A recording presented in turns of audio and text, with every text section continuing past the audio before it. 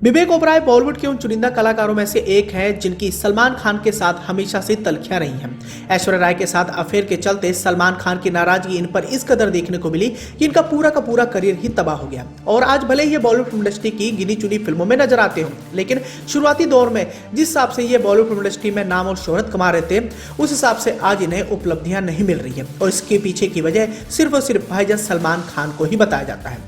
अब सलमान खान से पंगा लेने के बाद विवेक ओबराय ने अपने पैर पर ही कुल्हाड़ी मारी है और इस बात में कोई शक नहीं है कि विवेक ओबराय आज अपनी उस गलती पर पछता भी रहे होंगे। लेकिन यहाँ हम आपको ये भी बताना चाहेंगे कि सिर्फ विवेक ओबराय नहीं बल्कि बॉलीवुड फिल्म इंडस्ट्री में कई सारी और भी अभिनेता व अभिनेत्रियां नहीं है जिन्होंने अपने पैर पर ही कुल्हाड़ी मारी है। और उन्हीं अभिनेता अभिनेत्रियों के बारे में इस वीडियो में हम बातचीत करने वाले हैं कि कैसे इन्होंने अपने खुद के ही करियर को बर्बाद कर डाला। इस लिस्ट में सबसे पहले अगर कलाकार की तरफ डाले तो ये बॉलीवुड की जानी मानी अभिनेत्री रह चुकी है और इनका नाम है मंदाकिनी। बॉलीवुड की जानी मानी अदाकारा मंदाकिनी अपने दौर की सबसे खूबसूरत अभिनेत्रियों में से एक मानी जाती थी और उनकी super duper hit film Ram तेरी गंगा मैली तो आपको याद ही होगी। और उन्होंने अपने करियर की शुरुआत इसी फिल्म से की थी। उनका करियर परवान पर चढ़ने लग गया था। फिल्म में कई सारे उनके बोल्ड सीन भी थे और इन सीन की वजह से वो काफी ज्यादा लाइमलाइट बटोर ली थी। उनके पास फिल्मों की लाइन लगी थी। मंदाकिनी का करियर शानदार चल रहा था, लेकिन जैसे उनका नाम अंडरवर्ल्ड डॉन दाऊद इब्राहिम से जुड़ा, वो बॉलीवुड से कहीं गायब सी हो गई। दाऊद के साथ क्रिकेट स्टेडियम से फोटो वायरल होने के बाद मंदाकिनी से पूछताछ भी की गई थी और बताया जाता है कि इसी घटना के बाद बॉलीवुड फिल्म इंडस्ट्री में उन्हें काम मिलना बंद हो गया और आज वो गुमनाम भरी जिंदगी जीने पर मजबूर हो चुकी है। पूरे अगर घटना का जिक्र करें तो साल 1994 की बात है। दुबई के एक क्रिकेट स्टेडियम में दाऊद के साथ इनकी तस्वीर सामने आ गई थी, जो आग की तरह चारों तरफ वायरल हो गई। फोटो इतनी वायरल हुई कि इससे सिर्फ फिल्म इंडस्ट्री बल्कि देश भर में हंगामा देखने को मिला। 1994 में मंदाकिनी और दाऊद इब्राहिम की फोटो इंडस्ट्री में वायरल हो रही थी और हर तरफ दोनों के अफेयर की चर्चाएं भी शुरू हो गई, जिसका असर मंदाकिनी के करियर पर नजर आने लगा। मीडिया रिपोर्ट्स के अनुसार दाऊद मंदाकिनी की खूबसूरती पर मर मिटा था। मंदाकिनी को फिल्में दिलवाने के लिए वो फिल्म मेकर्स को धमकाने लगा था और इस वजह से फिल्म मेकर्स मंदाकिनी को फिल्मों में लेने से डरते थे। कहा तो ये भी जाता है कि उस समय बॉलीवुड में दाऊद इब्राहिम का काफी दबदबा हुआ करता था, लेकिन इसी दबदबे का गलत फायदा मंदाकिनी ने उठाने की कोशिश की, जिसका नतीजा ये हुआ कि मंदाकिनी का पूरा करियर ही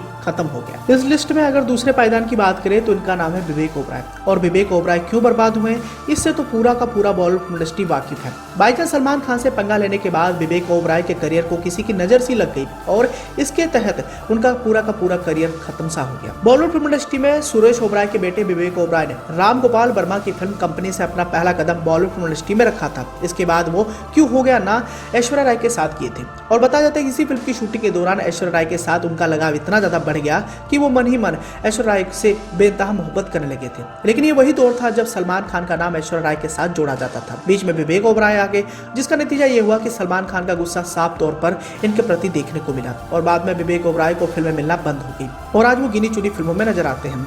बताया जाता है कि उस दौर में विवेक ओबराय ने सलमान खान को लेकर एक प्रेस कॉन्फ्रेंस की थी, जिसमें उन्होंने सलमान खान पर उन्हें धमकी देने और गाली देने जैसे आरोप लगाए थे। इसका सीधा असर विवेक ओबराय के करियर पर हुआ था और उनका करियर लगभग खत्म सा हो गया था। लेकिन पिता के रसूख और अपने मेहनत और काबिलियत के दम पर आज वो बॉलीवुड फिल्म इंडस्ट्री में सक्रिय हैं। इस लिस्ट में अगर तीसरे पायदान की बात करें तो ये बॉलीवुड के जाने माने अभिनेताओं में से एक फिरोज खान साहब के सुपुत्र हैं और इनका नाम है फरदीन खान।